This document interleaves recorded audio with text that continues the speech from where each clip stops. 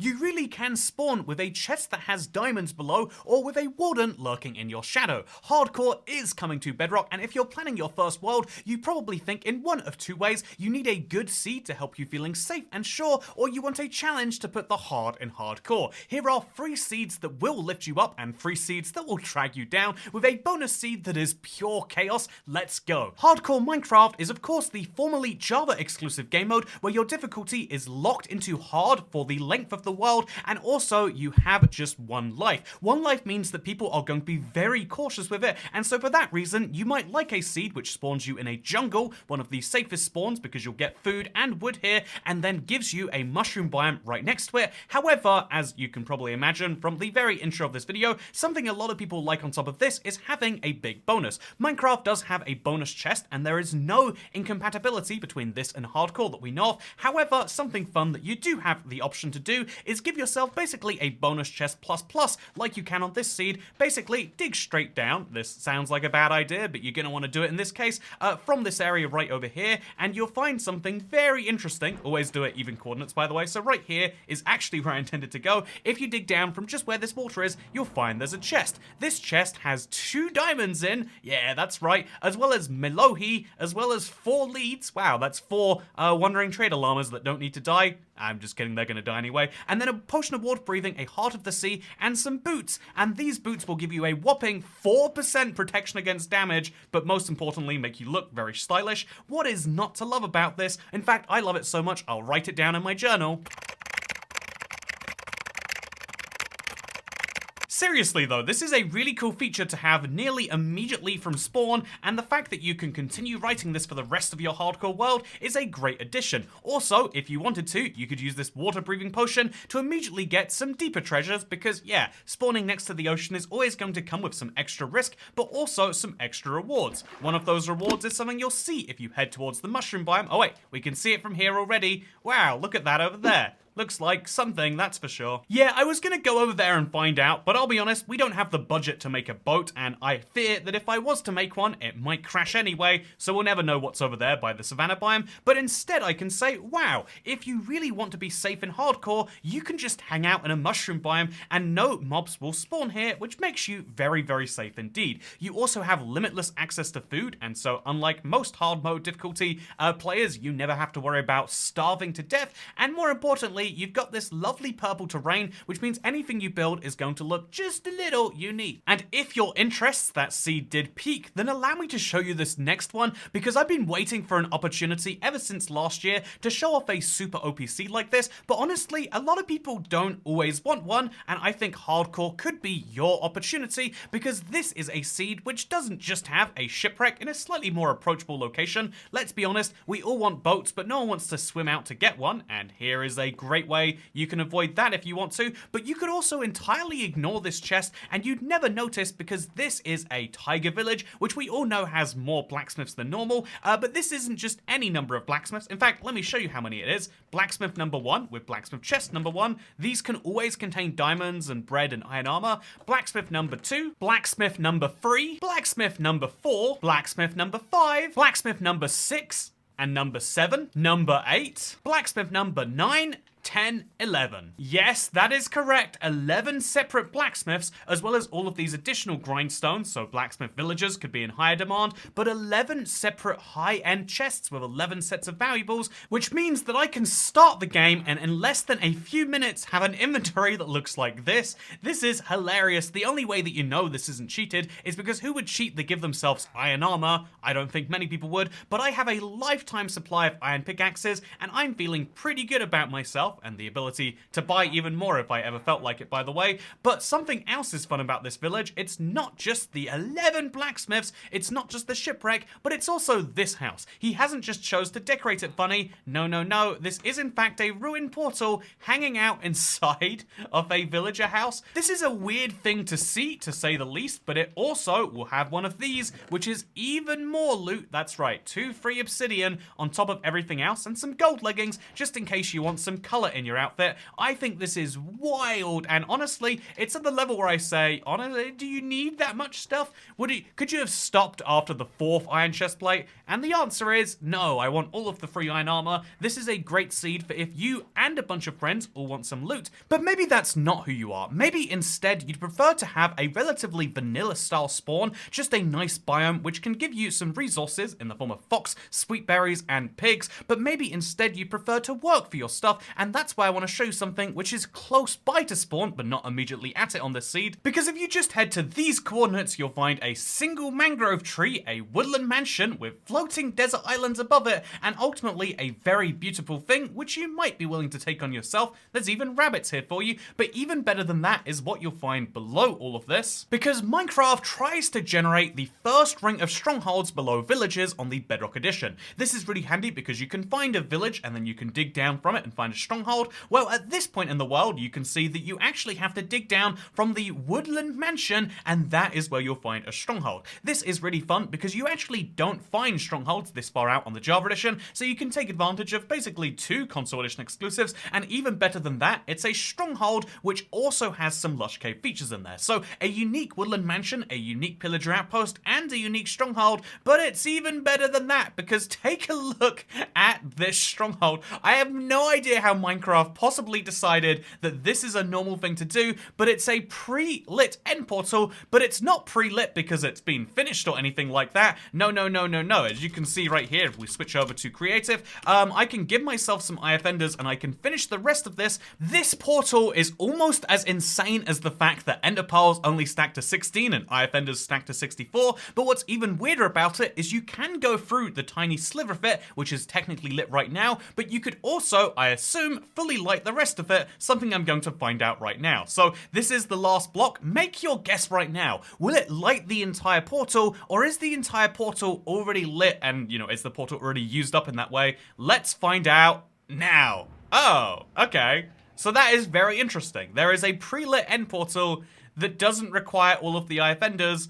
That is something very, very unique to say the least, and if you could destroy end portal frames, I'm sure you could use that in some weird contraption. For right now though, what a weird thing you can take advantage of if you really want a big boost to your hardcore world. But what if instead you see hardcore as a challenge? You don't want to be given a freebie of half your portal being lit already. You don't want the freebie of knowing where all of this stuff is. Instead, you'd like hardcore to be harder than normal, and you're willing to use a seed to get there. Well then, let me show you what you can do on this next seed, because you spawn next to a village with a pillager outpost. If you want to trade on this seed, you're going to have to go through some pillagers, and I know what you're thinking. It's like, that's not actually so unique, is it? I mean, ultimately, finding pillagers next to villages is always funny, but it does happen from time to time. But no, what makes this unique is something you might start to see underneath that village. And so if you want to trade with these villagers, you're going to have to get through both those pillagers and these guardians and the mining fatigue from the elder guardians. Honestly, I feel bad for these guys happening to spawn here. You've got a really bad... Look at this.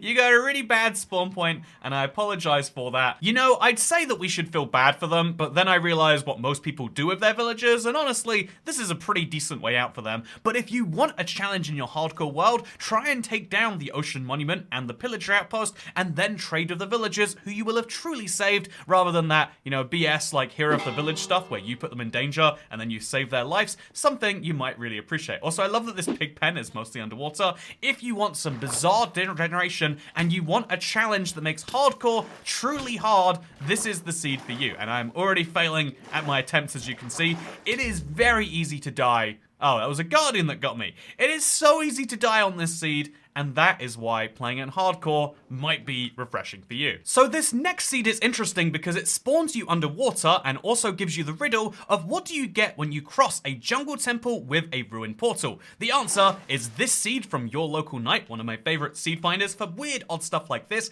Minecraft tries so hard to never spawn you underwater and to always spawn you by a landmass, but if you look at this seed, there are no islands, and especially no islands with trees, within my render distance of around 40 empty chunks right now, which is insane the distance you have to go. Instead, you have 2 mini challenges. One is all of this lava and a chest, which is, oh, so generous. A golden pickaxe, a gold hoe, and some fire charges. Whatever will I do with all of this? And then also, there's a jungle temple too. This is all you get to try and survive on this seed. You have to go so far, effectively only by swimming. This is an insane challenge, but that's part of why I like it. Honestly, if you're looking for some cruel and unusual punishment, this might be the seed for you. But if you're looking for some specifically targeted cruel and unusual punishment, then maybe you prefer this last challenge style seed. And I hope you can forgive me for this one, because I know this is a tiny bit 1.19, but look at my spawn location. Seriously, I just loaded up a world, and because of the fact that there's a direct viewpoint from here all the way up to the surface or the sky, this is the lowest valid spawn position for the spawn,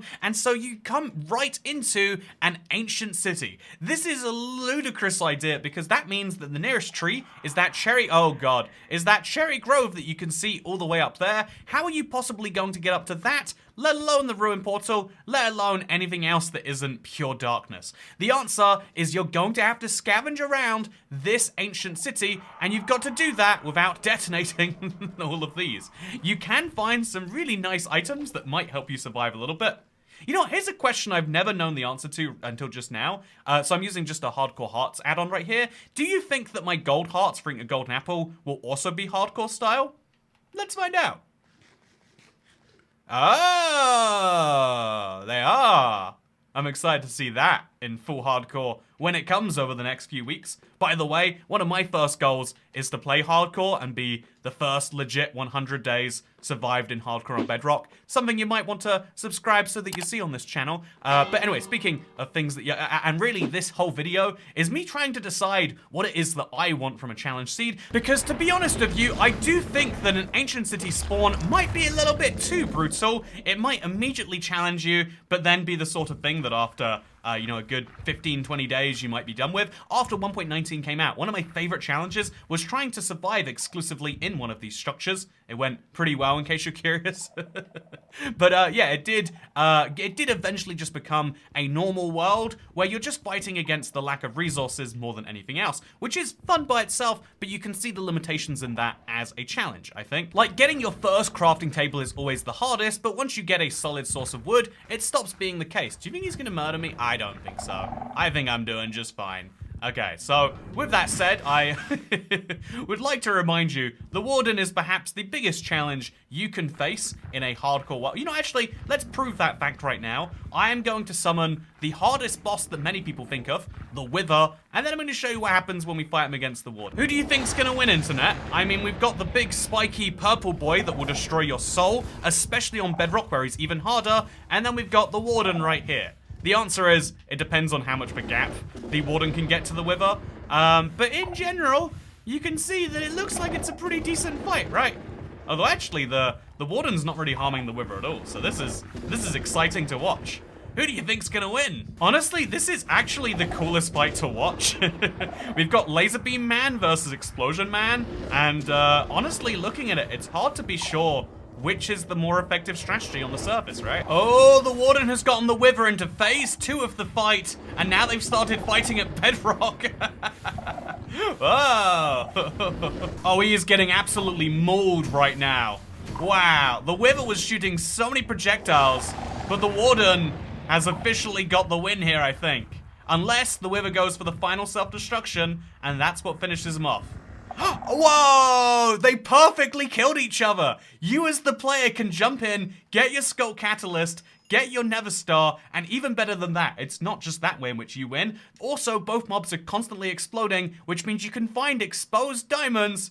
Wow, I have found my hardcore strategy for the Wither, and yes, we will be really trying that on hardcore when I do my 100 days. But anyway, with that said, I think now it's time to say that there are easy seeds that you can go with, and there are hard seeds you can go with, but what about just the plain wildcards? In the same way that I've been recently enjoying playing Minecraft on a world with no end, it's just a bit of a weird seed. It's normal in some ways, hard in others. Wouldn't it be fun to play Minecraft on a world where you just immediately knew that you were in something special? It doesn't need to be good special or bad special, and if that is how you feel, then wow, let me show you this seed. This is from Your Local Night Again, and it's one of the most impressive finds I've seen in a very long time. biome. So it's a big iceberg biome, as you can see, next to a big windswept savanna, if you wanted to call it that.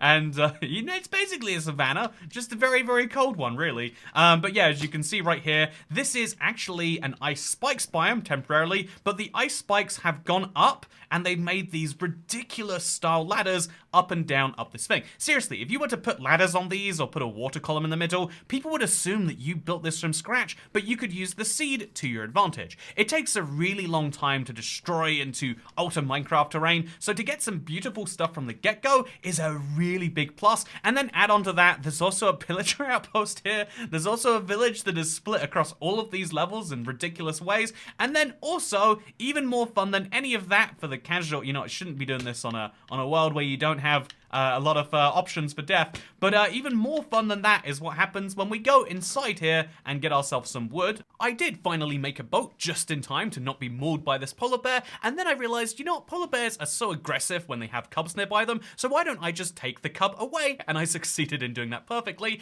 And if you want to succeed in taking away children from other people, then maybe you should go to ibxtoycat.store, where you can buy these anti-Valentine's Day cards that will remind the love people in your life that they're probably slightly better than okay, or these mugs that fit together perfectly and have handles in the shape of a heart and remind you that we'll all die someday, just like this baby polar bear. And in either case, I hope that this video has given you some interesting seeds on the first level. I really think that Minecraft Bedrock seed finding is incredible in that way, but I also think that it should hopefully give you some food for thought with regards to what it is you want from a hardcore world. You're probably not going to get a 5-year long-term survival world from this, unless maybe you want to try anyway, but the thought about what it is you do want is something that is important to go through, and I know this is something I'm thinking about for my hardcore world, and I hope that you've enjoyed this video. Thank you for watching, even with all my plugs for my 100 days in hardcore live I'm going to be doing, and I'll see you in the next one. Goodbye.